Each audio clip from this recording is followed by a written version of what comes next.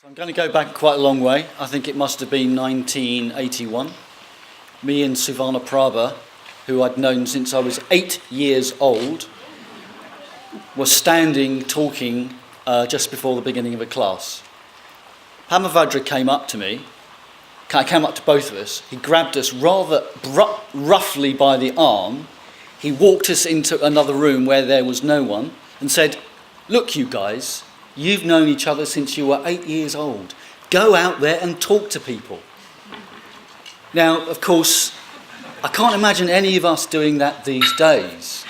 But I tell you, that was a really important moment in my life, actually. I didn't like it to start with, of course, because it was a bit abrupt and a bit challenging and a bit rough.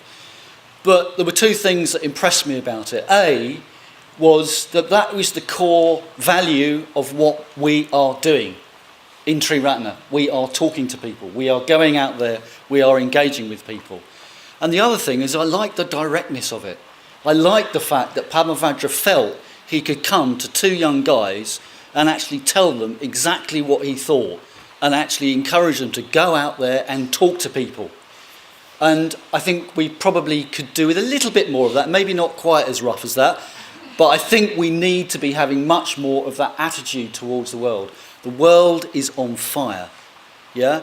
And the problem with institutions, although they have many extraordinary benefits, is they tend to end up spending a lot of time talking about themselves. And it really gets boring. I mean, I don't know how many of you have been bored and felt utterly tedious, some of the conversations that were going on. It's not that they're not important and they don't need to be had. They do need to be had. But I think sometimes we do make far too much of too little. What we need to be talking about is the world is on fire. We need to go out and respond to the cause of the world. It's easy. Now, I'll tell you another little story.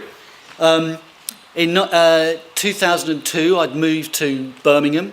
I was spending my evenings mostly watching television. I got a message from Vajragupta that he'd like me to help him spread the Dharma. So he set up, now this sounds absolutely bonkers, he set up 4 outreach groups at the same time. He was already the chair of the Birmingham Buddhist Centre. He did this fantastic ritual where they dedicated 4 rupas around the shrine room and each one was going to go to a different region. So there was Sutton Coldfield, Leamington Spa, Warwick and Shrewsbury. And he nabbed me and said, "Hey, how about we go and set something up in Shrewsbury?" So we did. And I did that for 10 years. There's a centre at Shrewsbury now. Isn't that wonderful? And I tell you what, it's my motivation. It's really easy. You think, oh, you've got to have a real great bodhisattva motivation, but you don't.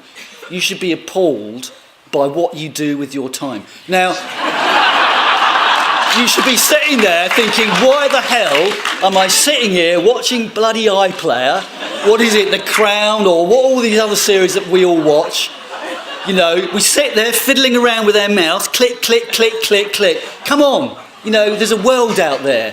Just one evening a week. It doesn't take much. What you need is access to a room. You need some cushions and some mats. You don't even need cushions and mats. You could use chairs. Just get out there and do it. And you don't need to have permission from your centre or wherever it is. Just go and do it. Just decide. Look at what's going on in the world and get out there and just do it. It's easy. Now, I want to give you a few facts. I'm probably reaching the end of my time. Okay, so let's have a little look at this.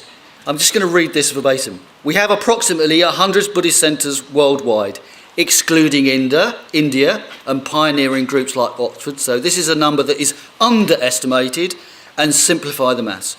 As of 2014, there were 1,692 cities with a population greater than 300,000 people. So this is an underestimate too and will likely grow over the next 50 years. Every existing centre seeds one new Buddhist centre every 10 years. Again, rough and ready. Once a centre is founded, it continues, and this is the projection. 2018, 100 centres.